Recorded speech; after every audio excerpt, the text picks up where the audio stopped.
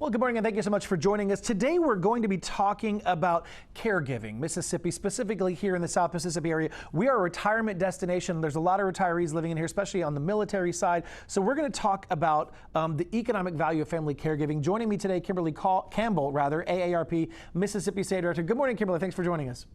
Good morning. Thanks for having me. Absolutely. So listen, you guys with AARP have a new study out that for me was shocking. It's the economic value of family caregiving in Mississippi. It has reached an astronomical number. Tell us a little bit about that. Yes. So first of all, I always want to tell people that caregiving impacts all of us. It doesn't matter race, gender, socioeconomic, political ideology. This is something that we all should be concerned about. And really, we all are. And when I'm talking with our congressional leaders, it doesn't matter if they have the DR or the independent in front of their names. They are all concerned about caregiving because it's one of those things to where either you will be a caregiver one day, or you've been a caregiver, or you will need someone to take care of you. So it's a full cycle of life.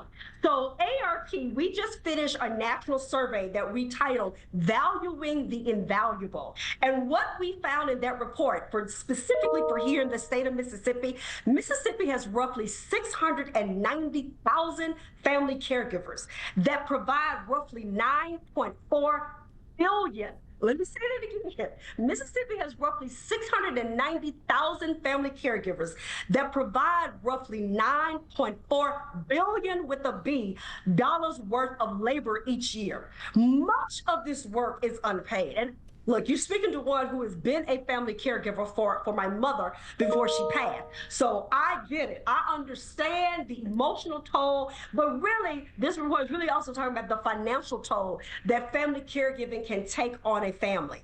And so we realize family caregivers, they are the backbone. They're the backbone to what we call the nation's true long-term care system is really family caregivers. And this report really highlighted the need to support those family caregivers and to make some changes that can kind of make a few things a little easier for family caregivers as we move forward.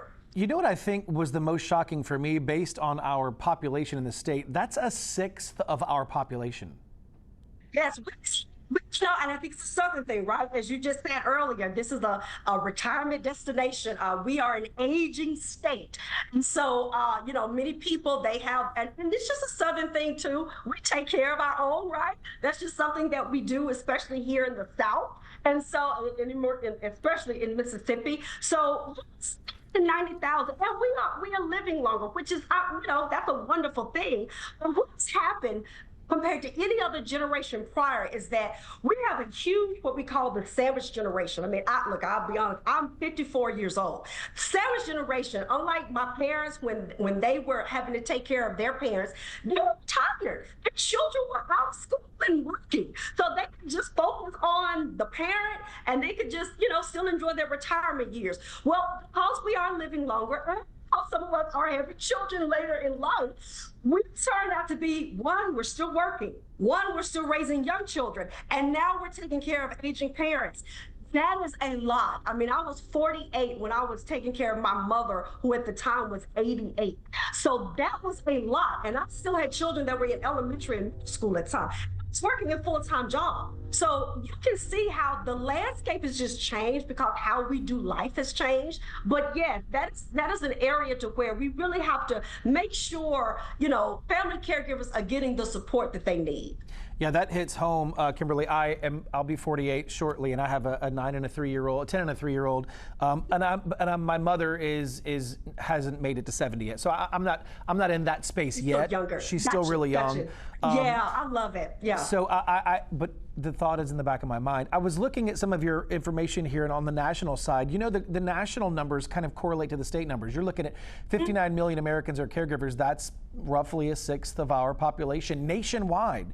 And that the value of that caregiving exceeds total federal, state, and local Medicaid spending nationwide and almost doubles out-of-pocket healthcare spending. And that's folks who are most times independent family caregivers not getting paid for the care they're giving. So what's things that we're doing on the national, state, or I should say on the federal and state level through ARP with some of our legislation that we really support. We really do support things like caregiver tax credit, caregiver time, it's just different things that we're trying to, on the federal level, get in place, but also different states have different resources that they put in place for families so that they can do what they need to do, so that they don't have to stop working, they can still take care of their loved one, and not have such a financial burden that some families do have now. I mean, some of us are very, fortunate, and we may have different resources than others have. But I always tell people, it shouldn't matter. How a loved one ages and the care that they have should not be dependent upon, did they make a lot of money? Do their children make a lot of money? How dare us as a country, right?